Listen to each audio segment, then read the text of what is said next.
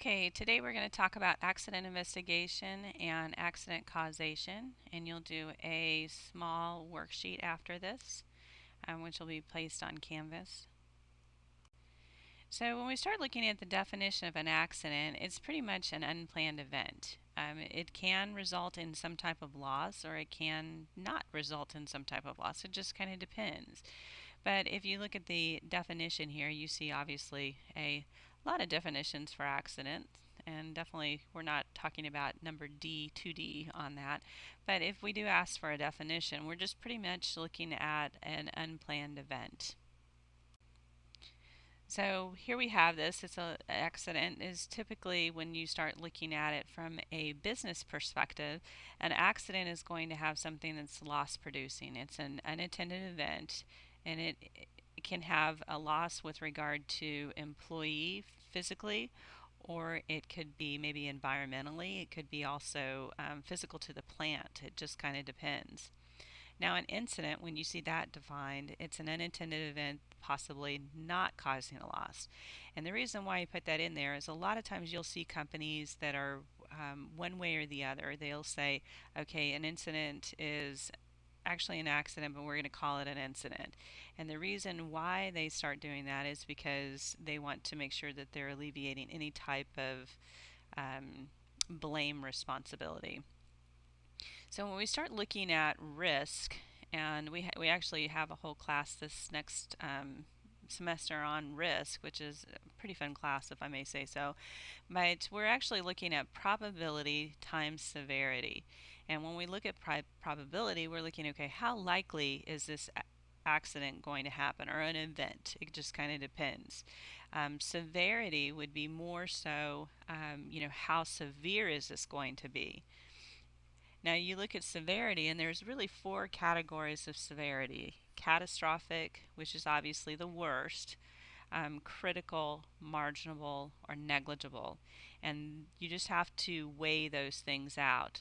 Now, if we look at, to give you an example, the tornado in Joplin, and so many people heard the alarms, but yet they didn't do anything about it. So they were thinking, well, the risk isn't that great because the probability that it's going to happen, it's not going to happen. Now, never in their lifetime did they think that the severity of it was going to be catastrophic. They thought maybe marginal, because tornadoes typically aren't around this area. So their probability times their severity was very low. Now, if you look at it in hindsight, the probability, when you look at all of the warnings and everything that happened, the probability was very, very high. It's just that people weren't taking it seriously. And the severity obviously was very, very high as well. So the risk then would be very high. You start looking at loss control, and there's three definitions, or three different terms that we really kind of want you to understand. The first one's going to be a speculative loss exposure. Now this can be a loss exposure, and once again, the key word on this is speculative, but it can be a gain as well. Now, just to give you an example, real recently they just came out with Pepsi Next, and I don't know if you guys have heard of it. It's supposed to have like 60% less sugar, and yet when we served it at a recent party, they were saying, yeah, it tastes just like the other stuff, but it has 60% less sugar. So it's not a totally diet drink, but it's not totally a full sugar drink either. So Pepsi's kind of speculating, okay, will people grab onto this or will they not? They don't know.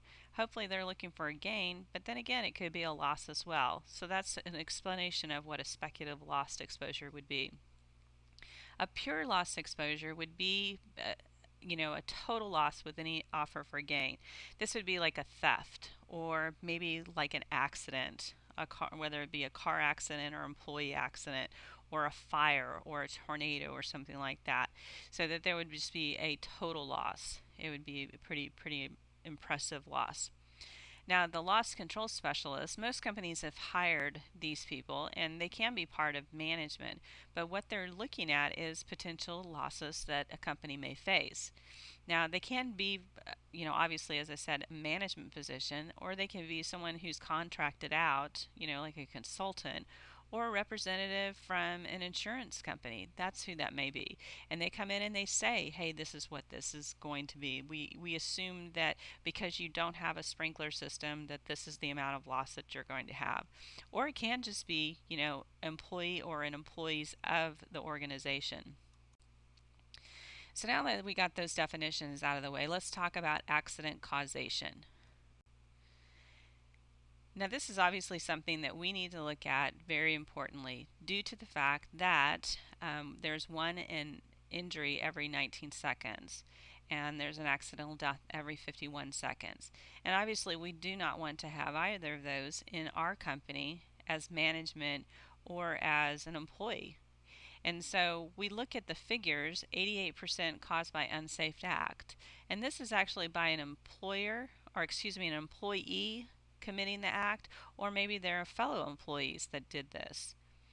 The 10% is caused by unsafe conditions. Now, this can be a lot of different things, but it's something that was not seen or something that was not changed in order to have the employee not be coming in contact with that hazard.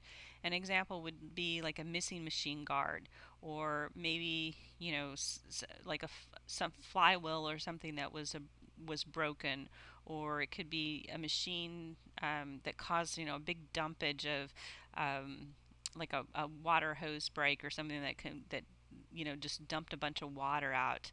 It could be just a lot of different things. And then the 2% are just unavoidable. These are the things that just happen because they just happen and nobody can really explain them. So why do accidents happen? And this is why we're actually looking at this. And so we're going to look at some of theories that actually explain the causes of why accidents happen. And we need to know what these causes are. There's 8 that are theories that are out there with regard to this. The first one's going to be the single theory, and this essentially is just saying that there is a single and simple cause for all accident, and that single event is the cause. Okay, so what you need to do is actually find the cause, correct the cause, and then you can prevent the accident. Okay, so let's say that we have a wet floor, and the cause, somebody comes through there, they actually slip and fall. The cause of the accident could be the wet floor, or it could be, if you go further back, it could be the rain dripping from the roof onto the floor, and that's it. So if you find the cause, which would be the rain dripping from the roof, which obviously was in disrepair, you correct that, and then you're going to prevent the accident. And so that's essentially just the single theory. The second one is going to be the domino theory, and this is actually a Heinrich theory, and he's a pretty big wig out there with regard to industrial accident prevention and everything. And essentially this is based on 2 central points: that the injury was caused by the action of preceding factors, and that removal of one of these factors then totally negates the action of the previous. So that if you actually have 5 different factors that are leading up to an accident, so let's talk about that, and then I'll explain what I just said. So you have your social and environment and ancestry. And so this could be just, your friends that are around there. It can be, your genetic makeup. It's just what happens, some of your previous history, that type of thing. The next one is going to be the fault of the person, and this is just carelessness, maybe taking a shortcut, maybe not doing the things in proper procedures, that type of thing. The next one is going to be an unsafe act or condition.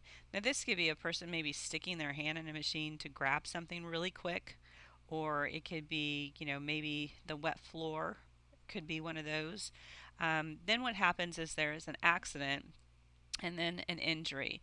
And so if you actually take out one of the preceding factors, and this is what Heinrich is saying, maybe you take out the unsafe act or condition, then the accident's not going to occur, because then that is not something that's preceding this, because you'll always have the person's social environment and ancestry. That's always going to be there. But if a person is carelessness, if they don't do the shortcut and you take that out, then there's not going to be an accident. If you take out the unsafe act or condition, there's not going to be any accident. If there's no accident, then there can't be any injury. And so as you see here, this kind of explains it, that the first 3 are going to be mistakes of people which cause the accident, which then in turn cause the injury. So the number third one is the human factors theory, and essentially this is working in three different areas: overload, inappropriate response, and inappropriate activities. Now the first one is overload, and when we start looking at the reasons behind this, okay, environmental. An example of that maybe would be maybe it's too hot, maybe it's too cold, maybe it's too noisy. And so those would be environmental overloads. The next one is internal.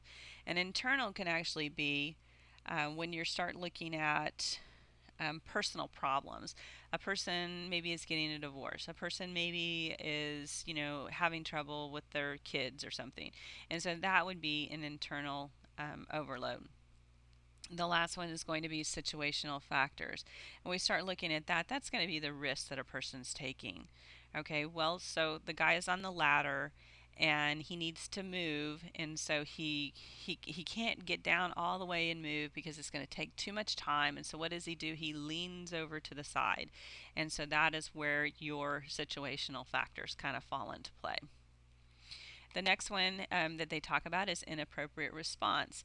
And this is actually, knowing that there maybe is a problem and not doing anything about it. Okay, we talk about the wet floor. Yes, there's a wet floor. I'm just going to work around it. I'm going to work in it, and it's not going to be a big deal. So, this is something that I don't do anything about when they should be. So it's an inappropriate response. The next one is an example would be removing or ignoring safeguards. There's, how many of you guys have lawnmowers? And the lawnmowers have safeguards on them, and they're designed to keep you safe.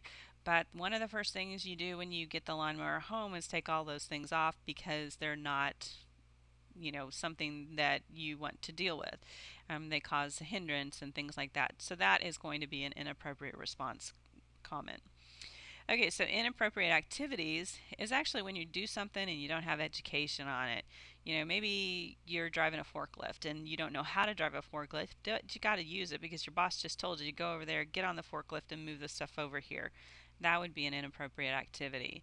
Maybe misjudging the risks or not following proper procedures, taking those shortcuts, things like that. That's like an inappropriate activity. The next one is going to be motivation and reward satisfaction theory, and this was actually developed by Dan Peterson, which is no relation. But this is like the human factors theory plus a little bit more. And what essentially what he's saying on here is that money is not the primary factor. It's not going to be the motivator that gets us to do things. It's going to be a lot of different things. Maybe it's safety and security. Maybe it's social belonging. Maybe it's just this esteem of knowing that you did a good job, or self actualization. All of those things kind of fall into this. So the rewards are not money, but it's other things. It's maybe training, extra training, or getting extra knowledge, going through and maybe being an employee of the month, things like that. And what he states is that this will then in turn give positive safety results. Systems theory is actually when you start looking at it that all the components work together to meet a common goal. And so the components when we're looking at it is going to be a person, machine, and environment. So the person obviously is the employee. The machine is working together with that person, and so it's going to not cause any issues. And the environment is going to be your noise once again, and any type of heat, cold, all of that stuff. It could be a lot of different things. But all of those working together and not having any change then would be obviously no cause for an accident. So when you look at the person, these are once again you're looking at the background of the person itself, and some of the peer pressures and some of the attitudes, some of the causes for the causes or prevent accidents. Okay, the next theory that we're going to talk about is behavioral theory. It mainly is called behavior-based safety, and we're going to spend a little bit more time on this because it is something that you'll hear quite a bit within the workplace. E. Scott Geller is the one who actually came up with this. He did expand upon other theories and said that positive reinforcement actually promotes safe behavior, and it also discourages unsafe behavior as well. There's three terms to understand when you're looking at this. And the first one is activators or antecedent, and this is what happens prior to the accident. What is that initially caused that? Was it something that the person felt? Was it a shortcut? Was it it was just kind of something preceding the accident. The next one is behavior, and this is the behavior. How did the person or the employee actually behave when it came to getting them into a potential incident or accident? And then the last one is the consequence. Okay, what actually was the consequence of this? When you look at the behavioral theory, there's 7 basic principles, and the first one is intervention focused on employee behavior. And that's what they're saying, is that if you actually look at employee behavior and you start changing some of the actions of the employer, how the employee and how the employee thinks, then that will kind of solve any type of safety issues later on. The next one is looking at external factors. So what are those external factors? Could they be stress? Could they be some type of environmental factors? And looking at those and seeing, if a person has their mind on something else, like something at home, a sick child or something like that, how can you actually identify what those are? And then looking at what the behavior was right prior to an event, so that you can look to see maybe how to um, look at the good behaviors or the behaviors that you're wanting versus the behaviors that actually happen to cause the accident. Okay, number 4 is what it's talking about is focus on positive consequences. In most areas, or most facilities, people focus a little bit more on the negative consequences versus the positive consequences. So if you do something wrong, they're going to make sure that you understand that, versus saying, okay, you did this right. And so that's what the behavior-based safety is looking at. Also, too, applying the scientific method and have a hypothesis and actually say, okay, this is what I think is going to happen, and see if you can change any type of behavior of employees at that point. The next one is actually integrating information all together, and so you're looking at it from a big point of view and not just a small point of view, looking at the whole picture. And then the last one, we look at that, actually keeping in mind what the employee feels and what their attitudes and beliefs are, and factoring that into the whole big picture. Okay, the next theory is the energy release theory, and essentially what it's saying is that you need to limit or substitute with regard to energy, and typically there's like some type of buildup of energy, and the release causes some of the accidents. And so you can see here that it has quite a few of the items saying, okay, that there has to be some energy. It releases, and then it ends up causing injury or damage. And so by doing some of these steps, the barriers between the energy source and the resource, or the barriers between the person and the object, all of those will eliminate any type of energy release. And it's not just talking about kinetic energy, it's just talking about all energies. Now the last one's going to be the combination theory. And actually, if you're going to be looking at a theory in one, it's not going to be sufficient for what you're wanting to do. So you probably need to rely on maybe this theory, because there's a whole bunch of different things out there, and just saying, okay, well, I like this piece of this, or I like this piece of that, and kind of trying to combine those versus relying on one theory. So when you start looking at the accidents, and the initial studies, when they first came out, they were showing the triangle where there, for every 300 close calls, there were 29 minor injuries, and there was one serious injury. And now they've actually raised that, with regard to recent studies, to 600 close calls, or near misses is the other word for that, and then 59 minor or first aid incidents, and then serious is one. It's a major injury, or someone has to see the doctor. And so you just kind of see the different studies and how those factor in. I've seen several different numbers in these throughout the years, and the last one that we actually saw was the 159 and 600. So let's talk a little bit about accident investigation, and you will be doing an accident investigation. I'll give you a form and we'll talk about that afterwards, but that will be due on Canvas as well. So when you want to figure out why you need to do an accident investigation, the main reason is so that you can actually see what what happened. But the reason why we in safety do this is so that we can prevent it from happening again. And so on the accident investigation, you're going to be looking at some basic causes. Okay, what were those causes? Was it, the person? Was it the environment? Was it policy or procedures that were not followed? And then you're going to look at the indirect causes, the symptoms. Was it an unsafe act or was it an unsafe condition? An unsafe act is done by an employee, and an unsafe condition is something that was not seen by the employer. The direct cause was going to be, okay, what was the release of energy? What happened? Did they end up, cutting themselves because the knife slipped? Or was there some type of chemical that they were dealing with? What is that example of that direct cause? And then the last thing that you're going to obviously look at is the accident and the injury. What happened? And so you need to make sure that you're looking at all of these factors when doing an accident investigation. The steps in the accident investigation are listed here, and we're going to go through these one by one. So I'm just going to go ahead and go to the next slide. So why are accidents investigated? Obviously, the biggest one is to prevent repeated accidents. You want to do some corrective action so it doesn't happen again.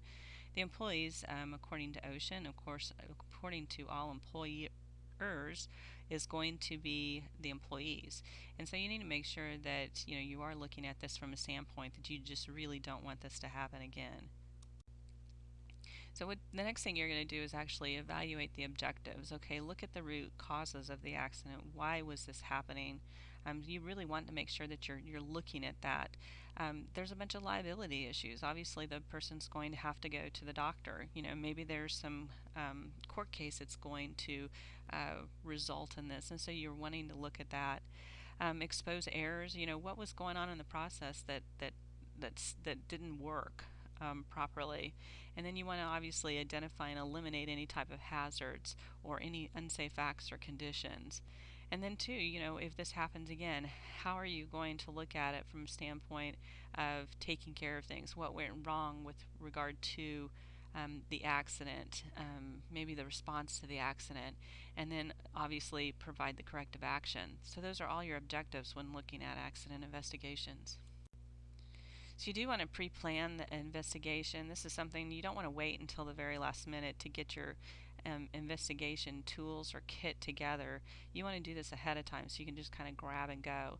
Now, obviously, you're not going to be working 24/7, so you may want to organize a team that can do this for you so that you don't have to go into work every time that there's an accident. And maybe you just pick and choose, hey, I want to go in when it's like this type of an accident, or maybe I just want to be called when this happens, that type of thing. So definitely, get a team together and write a plan and kind of do kind of assemble like a investigation kit. Now this kit can have a lot of different things in it. Obviously your forms that you're going to have to fill out, or the forms that someone else is going to have to fill out. Maybe you want, to make sure that there's pens and pencils in this kit, or a person can just grab it and go. Or maybe there's like a tape measure so that you can measure out some distances, or some type of video camera, or some type of photography that you can have taken one way or the other. It can be somebody's cell phone, as simple as that, or it can be an actual camera that you're in there. And then obviously you want to make sure that you're letting the employees know, whether it's the supervisors or whomever, that this is what needs to happen, and that these are the people that are going to do that. Then obviously you want to respond to the accident. Typically, the scene is always, the scene's always going to be there when you get there, there's going to be people that are probably helping immediately, but it may not be. You may be the first person on the scene. You do want to make sure that you're securing the accident scene, and essentially you just don't want anybody else in there, getting hurt during that time period. But also, too, you want to make sure that any evidence isn't tampered with. People aren't taking stuff away or moving stuff around, because you want to see the accident scene as it typically happened at that moment. And then obviously you want to make sure that you are keeping upper management informed at all times of what's going on if they're not in the loop at that time. Most often, this is the upper management gets informed when there is some type of major accident. Obviously, you want to make sure that you're evaluating the situation and the condition of the victim or victims. And, hopefully by the time that you get there, 911 has been called and someone's already doing the basic first aid. And this is a time where, once again, you do need to look and see, what are some of the things that need to be done precursor. Can you actually look at it and say, okay, this is what we need to do, what steps we need to do, and make sure that you're letting people know about that. Okay, then you're going to be gathering and reviewing the evidence.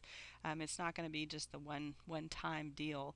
You will have to obviously at some point the um, talk to the person who actually had the accident, because you want to make sure that you understand directly from them. But in the meantime, until you can talk to them, you do want to interview witnesses and look around the accident scene. Obviously, when we were talking about pictures or photographs, you want to make sure that you do that. If you can, draw sketches so that you can remember things. Anything that you can do, like recording data on any type of maps that you have, getting operating procedures, any type of flow diagrams of how the work is supposed to be done, maintenance charts on the machines, all of that, kind of keep those in your files, so that you can refer back to those at a later date. And you want to make sure that you have your notes and that you actually are, as a person is talking, maybe verbatim, you're typing it, or that you're recording, some things that the witnesses and the person who had the accident is saying to you. But you want to make sure that it's as complete and accurate as possible, because at a later date, it may be where you have to go into court. And so record keeping and documentation of all of these things are going to be very, very important. Half of us can't remember what we had for lunch 2 days ago, let alone in a year from now what happened in an accident, when we're sitting in court under the pressure of all of that. When conducting interviews, you do want to make sure that you get preliminary statements from everybody, and not necessarily is everybody that was around the scene going to have seen something or know something about that. So just talk to them very briefly and go ahead and document that you did talk to them, and tell what they said. You do need to make sure that you tell them what the purpose of the investigation is, and most times you do have someone who's designated to do this, and they understand, because obviously you should have done your training on this for the full faculty that are there, or the full um, uh, employee masses that are there. You do want to make sure that you let the witness kind of speak and you take notes, and try not to do any type of leading questions, because those are not going to be admissible when it comes down to it. And so don't put points into the person's mind like, didn't you know that you're not supposed to do this, or you had seen this, didn't you, those types of things. You just want to say, what did you see, very pointed questions, so that the person can't answer necessarily yes or no, but that they could have with some type of explanation. And then obviously you want to write down what the person's name is, how long they've been there, what area that they're in, exactly what all that information is, just so that you can refer back to it. If it's a small company, you might not have to put all that information down, but it is still good for you to have it documented. And then what you want to do is you want to actually give the witness a copy of the statement once you finish it. And you can go ahead, you may have to go back and type it up, and then go ahead and give it back to them and let them make any corrections on that. And a correction they can cross out, and they can just initial and date it, and then have them sign it, and then you can give them a copy of that statement if they'd like to, or that way they're just providing it to them. But then also too, you're allowing them to sign off on it and say, yes, this is what I said. Now, when you're looking at the root cause of the accident, you really want to look at a couple factors. Okay, was it workplace related, or was it an employee related? If it's workplace, you're really going to be looking at management practices. Now, this is going to be like your policies, your procedures, maybe maintenance records or maintenance that wasn't done to the machine, I should say. Maybe it's that, there wasn't a rule, or there wasn't, something on that. Or maybe it's just the machine guarding. Maybe there's the process wasn't practical, that type of thing. But all of those things are going to be under the control of your management. Now, employee factors, this is when we start talking about the behavioral theories that we were talking about, and what were the behaviors of the employee, and why did the person act like that? And so, was the person under a deadline? So, would that be like a employee factor and a workplace factor? Probably a little bit of both. The employee was probably rushing because of the stress of that workplace factor when they're looking at that deadline and trying to get a certain quota out. These are just some examples here of workplace factors, and I did give you just some of those earlier, but you can see here workplace factors and then also two employee factors. And both of these really will fall into some of them. You'll have some accidents, you'll have a little bit of both, but you do need to make sure that you're designating which root cause it is. Then you need to actually look to see what the corrective action is. What should have happened, what did happen, you know, you totally identifying and making sure that you describe what the change is going to be, who's going to be doing that change, when are they supposed to do it by, and maybe if there's stages, who is responsible for each one of those stages. And then also to make sure that you are communicating this information. Now, you may need to go back and do a job safety analysis, and this is something that we've talked about in previous slides when we talked about PPE and some of the other things. But you're really just pretty much looking at each task that the person has to do, what the hazards are that's related to that, and then what the controls are, what needs to be done, and what is the hazard control. Is it an engineering control? Is it administrative? Or is it PPE? And so you're really just looking at this. You really need to have already done one of these, but if you didn't, this is a good time to make sure that you get this done. If OSHA does come in, they're going to ask you for the job safety analysis or the job hazard analysis.